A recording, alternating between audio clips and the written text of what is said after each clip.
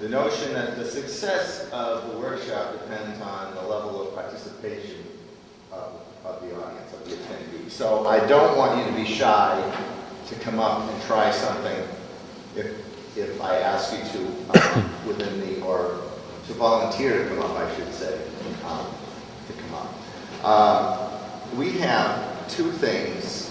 Your packet is divided into two. Really, one of them is just the white sheet. And I've given you a table of chords, a table of principal chords in the key of C and A minor, being tonic, subdominant, and dominant, and then the first inversion, the sixth inversion, and then the second inversion, which is the 6/4 chord. I'm not going to spend a lot of time, however, on harmonic rules this afternoon, because that's really not the purpose. You all come with different levels of harmonic training and harmonic background. What I've tried to do, though, is assemble things that anybody can do, no matter where you are in that spectrum. So, at the outset, I'd like to say that, first a little bit of background. The art of improvisation really found its, it flourished in the 18th century in France and in Germany, particularly. And there's a story of a competition in improvisation in the city of Dresden, Germany. And Bach, Johann Sebastian Bach, was a participant in this competition, as was the great French composer Louis Marchand. Has anyone ever played the music or seen or heard the music of Louis Marchand? Okay, very, very in the traditional French style.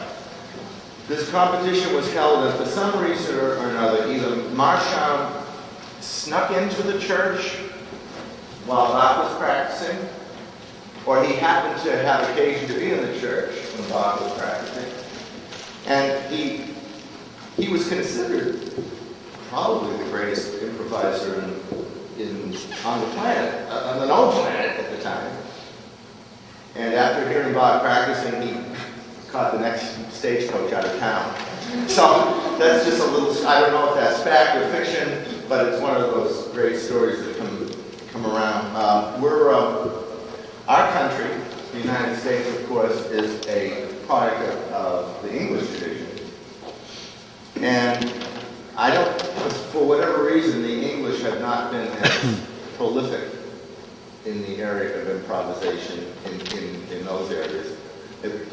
And so what happened is, though, that if you are living in, people who live in France today particularly, and especially in the larger churches, improvisation is expected.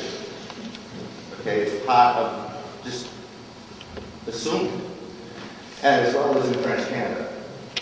If you go to the larger churches in Montreal, Ottawa, Quebec itself, improvisation is an important part. I improvise a great deal of the Mass. I find that because I can start things when I want to and bring them to a conclusion when I need to. We have a lot of high church around here with incense and gospel processions and the whole 9 yards. A word about the organ. The organ is E&G Cook Opus 475, or the remnants thereof, which was electrified, or as the late Eugene Kelly used to say, electrocuted, around 1940 by William Laws, the older William Laws of Beverly, who was known as partial Laws, because you got most of your organ back. His son was total Laws, because you got none of your original organ back. So most of the pipe work in this instrument is from the original E&G Cook organ of 1869, which was the original organ in this parish church when it was built. In 1894, the first Bishop of Manchester, after it had become a cathedral, expanded the apse and transept area to make it larger for seating for large amounts of clergy. And so the organ we purchased 3 years ago a Rogers 927 927, of which the digital voices have been adjusted voiced to blend, we think, quite well with our original book instrument. If you'll open up to your first, to your yellow sheet on top, and everything should be in order in your packets. I have some general considerations. A couple of them are from the Pierre Cochereau school. How many are familiar with the name Pierre Cochereau? I hope. Okay, good. Pierre Cochereau was the celebrated organist at Notre Dame Cathedral in Paris from 1955 until his untimely death in 1984. And there are tremendous amount of recordings of his improvisations, particularly in the OHS catalog. If you get the Oregon Historical Society catalog, there's some fine examples. And one of the things is to begin below middle C. And I think beginning below middle C is a good, the reason is that if you build up, people can hear the crescendo as you traverse the clavier, traverse the keyboard. Don't stay in the same key continually. This applies to things that you're going to develop.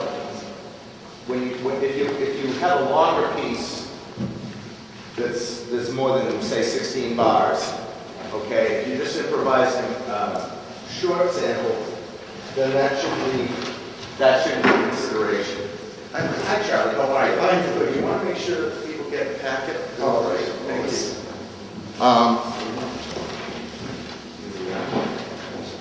Also, a matter of balance. Keep the left hand and pedal in the conversation. You know, this is as we advance in the process a little bit more.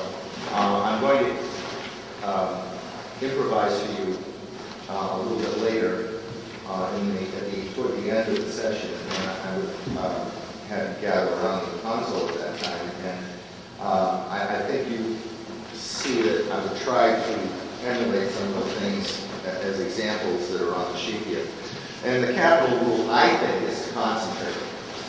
You can't improvise without an intense focus to think about what you're doing and where you're going and what chord changes and what melodic changes and so on.